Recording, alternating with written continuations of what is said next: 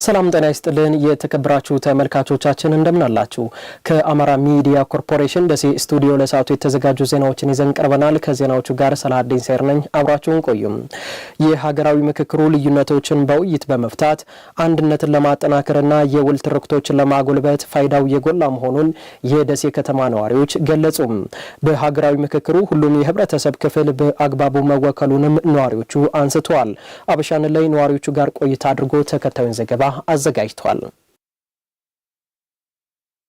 መመካከር ደግ ነው ምንም እኮ አለ የሚባል አይደለም ያባቶቻችን ነው ዛሬ አይደለም የመጣው ከልብ መሆን አለበት ግን አንዳንድ ጊዜ ምክክር ሲባል ሁሉም የውስጡን አጀንዳ ይዞ የሚደረግ ከሆነ አያዋጣም ከልብ ከሆነ ማንንም ይሄንን የሚቃወም የለም ምክንያቱም እያንዳንዱ ዜጋ የራሱ አስተዋጽኦ አለው እዚህ ቦታ ላይ የሚወረውረው ጠጠር አለው በምክክር ቢሆን ውጤታማ ነው የሚሆነው ከልብ ከሆነ ነው ከልብ ከሆነ መመካከርን የመሰለ ነገር የለም ለሀገር መመካከር ሀገር እንድትቆም ሀገር እንድትኖር ኢትዮጵያ ለማሻገር ህብረተሰብ አንድነት እንድንፈጥር ያደርገናል መመካከር ሞትን ያቆማል ጦርነትን ያቆማል ውጤታማ እንሆናለን የኢኮኖሚ እድገትንም እናመጣለን ሀገራዊ የምክክር ኮሚሽኑ በመመካከር ረገድ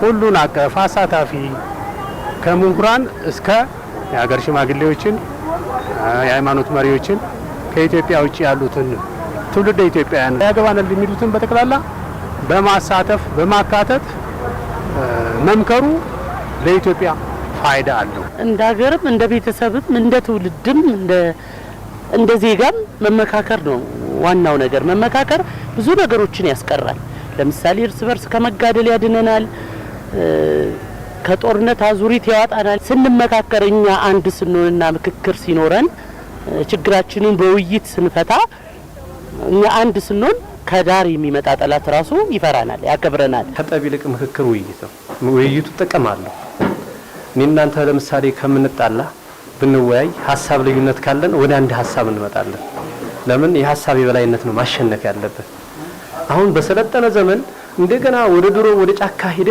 ቴክኖሎጂ በረቀቀበት ሰዓት ውጊያ የሚለው ነገር እንዴ አይጠቅመንም ህዝብ አገር ተውጣቶ እየተመከረ የኢትዮጵያ ህዝብ እየተመከረ ነው ያለነው እየመከርን ነው ያለነው ወደፊት ደግሞ ሞት የሚቆምበት ሰላም የሚመጣበት ኢኮኖሚ መዳሸቅ ተቋሞች የሚዳሽቁበት ወንድማማች የሚጣላበት ይቆምና ነገ ብሩህ ተስፋ እናገኛለን የኢኮኖሚ እድገትን እናመጣለን አገኛለሁ ብዬ አገር ሰላም ትሆናለች ኢትዮጵያ እንደ ኢትዮጵያነቷ ትቀጥላለች የሚል ተስፋ አለኝ እንደ ሀገር የሚያቆመው ይሄ ምክክር ኮሚሽኑ በተግባር አሁን ጥያቄው በተገቢ መንገድ የሁሉም ማህበረሰብ ያቀፈ ስለሆነ ያፈነገጠውንም ያላፈነገጠውም የሁሉንም ጥያቄ ያዘ ስለሆነ ተስፋችን ሀገራችን ወደፊት ወደ ልማት የምንሄድበት በምክክር ኮሚሽኑ የሚል ተስፋ አለኝ የሀገራዊ ምክክር ኮሚሽኑ ሂደቱ ቆንጆ ነው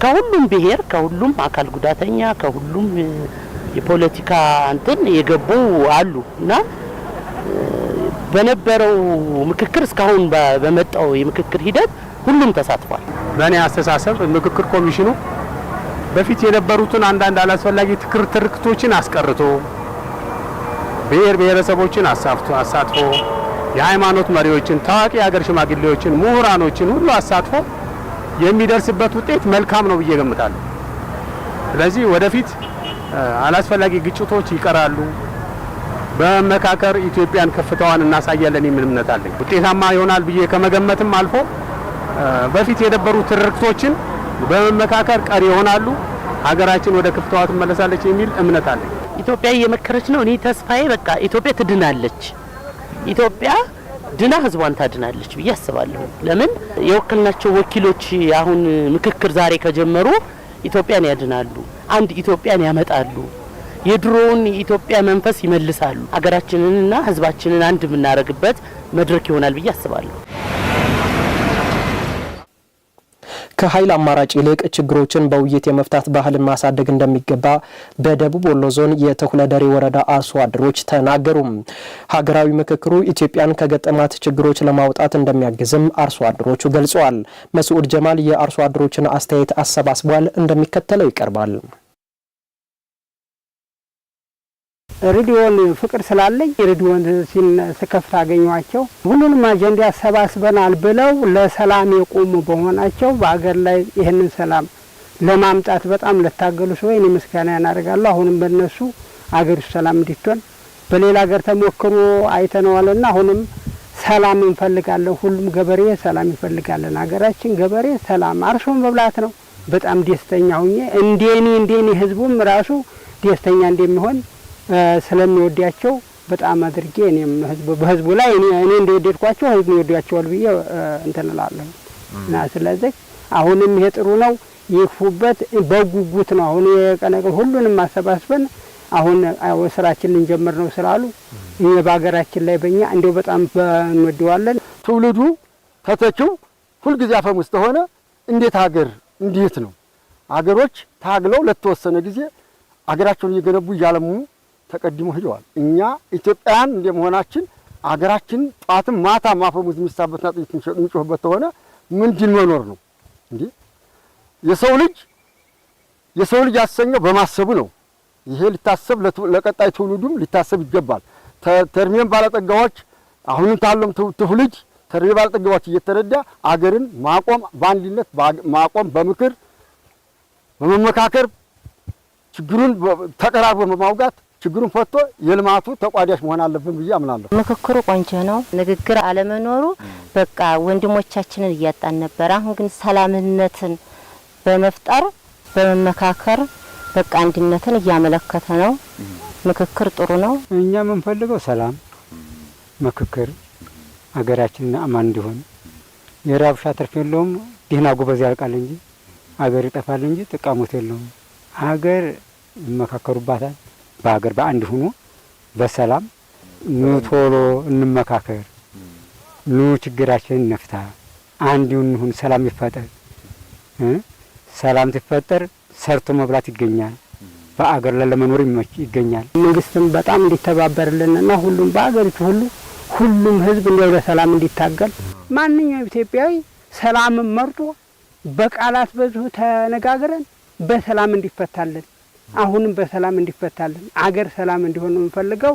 የታጠቁ ኃይሎችም ቢሆን በዚህ እንዲገቡልን ነው እኛም የምንፈልገው። በትልልቅ አዛውንቶች በትልልቅ ሃይማኖት መሪዎች ምክር እየተሰጠ ያንድን ባቆዩት ሀገር ላይ አሁን ተሳገር በምንዛሪ በሚመጣ መሳሪያ ሀገራችን እንዴት ተጠፋለች ብዬ አምናለሁ።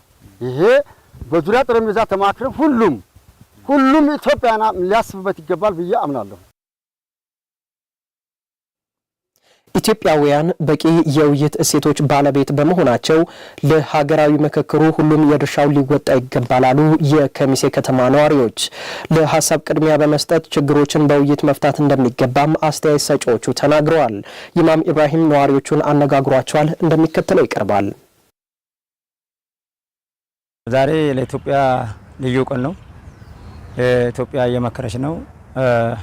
እንደተባለው ከሁሉም ማህበረሰብ ክፍሎች የተውጣጡ ዛሬ ማህበረሰቡ ወክሎ ውይይት ያደርጋሉ። ይሄ ውይይት የኢትዮጵያን የቆየ ችግር በመሰረታዊነት የሚቀርፍ የሚፈታ ብዬ ነው ማስበው። ከሀገሪቱ ሁሉም አካባቢዎች የተውጣጡ ማህበረሰብ የኢትዮጵያን የወደፊት እጣ ፈንታ ለመወሰን ታሪካዊ ምክክር እያደረገች ነው። የህዝቦችን ችግር የመልካም አስተዳደር፣ የኢኮኖሚ፣ የፖለቲካ